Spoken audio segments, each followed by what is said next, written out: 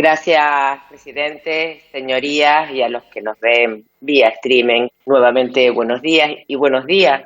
consejero. Yo, en primer lugar, señor Pérez, transmitirle en nombre del Grupo Parlamentario de Nueva Canaria nuestros deseos de éxito en este tan complicado cometido que le ha tocado asumir, que no es ni más ni menos que la gestión en Canarias de la mayor crisis sanitaria de la historia contemporánea, una crisis sin precedentes y cuyas consecuencias económicas y sociales son impredecibles. Nos encontramos ante un escenario desconocido que, como ya dije antes en la intervención o la comparecencia del vicepresidente, ha obligado a los diferentes gobiernos a tomar decisiones, en muchos casos desde la improvisación, de forma precipitada y sin tiempo para análisis rigurosos y sosegados, siendo en alguna ocasión estas decisiones pues totalmente erradas. Y vuelvo a recordar la decisión del gobierno de España, que en un ataque de mesetarismo optó por centralizar las compras y por confiscar el material sanitario para 15 días después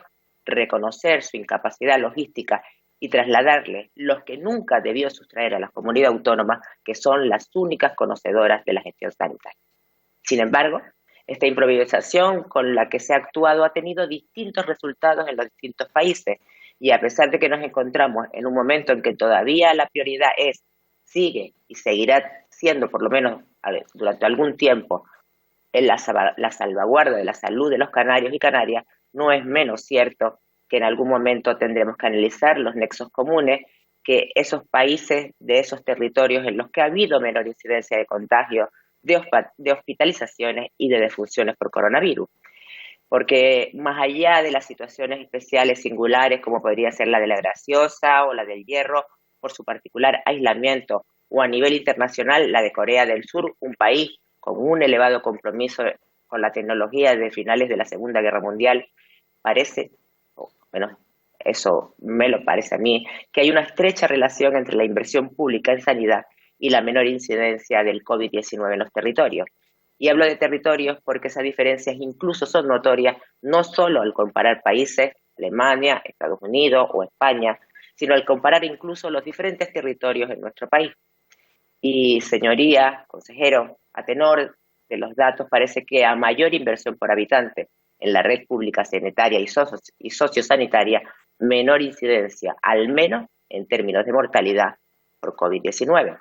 Por lo que aquel austericidio, aquellos recortes en políticas sanitarias y en políticas sociales que en su día el gobierno del Partido Popular impuso a las comunidades autónomas, han tenido claras e indiscutibles consecuencias en esta crisis sanitaria. Han tenido consecuencias y de no revertirlas, seguirán teniéndolas, porque estas políticas de recortes también afectarán a la red de protección social, que sin duda es uno de los 3 grandes desafíos a los que vamos a tener que enfrentarnos. Y si esto es así, tal y como comienzan a confirmar los datos, Canarias deberá recuperarse a marcha forzada de lustros de erróneas políticas en materia de gestión y de financiación sanitaria, algo que desde mi formación política y desde mi grupo parlamentario,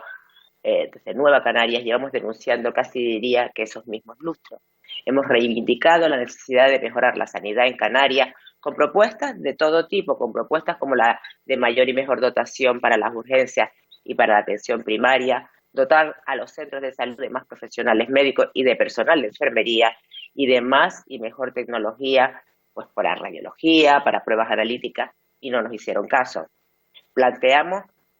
dimensionar adecuadamente las plantillas profesionales, a todas luces insuficientes, e instamos a la recuperación de los derechos laborales perdidos durante la crisis económica, y tampoco nos escucharon. Denunciamos las oportunidades perdidas para adaptar mejor a nuestra sanidad, al no aprovechar, por ejemplo, parte del FDCAN, mientras que al mismo tiempo pues se adoptaron decisiones absolutamente irresponsables, detrayendo mediante rebajas fiscales un dinero que tenía que haber ido a financiar pues los servicios básicos fundamentales, que debía haberse destinado, por ejemplo, a mejorar nuestros servicios sanitarios y haberlo tenido en mejores condiciones para afrontar esta crisis. Pero nuevamente, como quien oye llover. Pero aquí estamos y le pedimos a este gobierno, al que tenemos en la actualidad, que solucione los errores de otros gobiernos. Y sí, a las comunidades autónomas no les ha quedado otra que ir adquiriendo el material sanitario necesario, o mejor dicho, material necesario imprescindible para proteger, por ejemplo, a un colectivo cuya labor jamás será lo suficientemente reconocida. Y no nos equivocamos, no nos equivoquemos, este análisis de la necesidad de incrementar la inversión en política sanitaria no es un análisis de un partido comunista, sino que hasta el propio Fondo Monetario Internacional, institución pues, de pronto poco sospechosa de practicar políticas de esos de los que algunos llaman, pues de forma despectiva, políticas de izquierda, ha pedido a los gobiernos que incrementen el gasto sanitario para asegurar las capacidades de los sistemas de salud. Entendemos, consejero, que en estos momentos solo se centre su atención en salvaguardar la salud de las canarias y canarios, pero no es menos cierto que si hace un rato con el vicepresidente hablé o le comenté de la necesidad de pensar en la salud económica de nuestra comunidad autónoma, de la necesidad de pensar en el día después, en este momento en que tengamos que recomponer una economía que se ha llevado a cero. También debemos empezar a pensar más pronto que tarde en la salud financiera de nuestra sanidad, en mejorar su gestión y en mejorar su eficiencia. Dicho esto, paso a preguntarle sobre algunas de las actuaciones que se están llevando a cabo. En primer lugar, sobre la adquisición del material sanitario, le pido que nos explique cómo se están produciendo esas adquisiciones y cuáles son las demandas de material que principalmente se están realizando. También le pido nos informe sobre cómo se procederá a facilitar el material a los diferentes colectivos, cuál es la prelación, por así decirlo, qué cantidad de test se están realizando, cuántos se prevén realizar, y a nadie se le escapa, por supuesto, que hay colectivos prioritarios para la realización de estos test, pero ¿para cuándo tiene previsto el gobierno, su consejería, pues realizar test a mayor número de población? Sobre los datos que van arrojando los test a medida que se realizan, es cierto que seguimos en los mismos niveles de contagio que teníamos antes de realizar los test, o los datos indican que hay un mayor nivel de contagio de los que inicialmente y además siempre lo calificaron o lo aventuraron con mucha prudencia, siempre indicaron. Dado el nivel de contagio y sobre todo los preocupantes niveles de afección y mortalidad en los centros de mayores, ¿qué medidas concretas se están adoptando en estos centros? Y ya también pensando en el día después, tengo algunas preguntas sobre las medidas que se están adoptando de cara a ese proceso de desconfinamiento, que por cierto debo felicitar por la rapidez y por el acierto del gobierno al plantarse y evitar que Canarias se convierta en laboratorio de desconfinamiento, porque los canarios y canarias, consejeros, señorías, no somos conejitos de India. Creemos que si los datos que pueden ahora apartar la realización de test, no solo los colectivos específicos, sino como, por ejemplo, el del sanitario, el del sociosanitario, sino el de los mayores ámbitos de población y además, sin contar con los medios de protección necesarios, ese desconfinamiento no va a poder realizarse con las garantías necesarias para la población de nuestras islas. Supondría poner en riesgo a los canarios y a las canarias y tirar por la borda, además, el esfuerzo colectivo realizado hasta el momento. Además,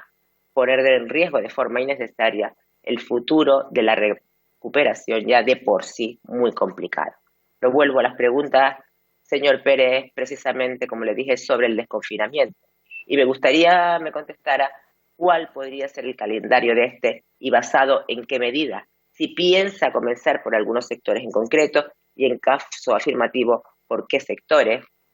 También, pues respecto a la actividad turística, ¿cuál podría ser el calendario de inicio de esta actividad esencial para nuestra economía? ¿Y qué medidas se plantea adoptar para garantizar un control de los posibles contagios importados? Y por último, entre las diferentes informaciones que se publican, hay una previsión sobre para cuándo podríamos tratar o tener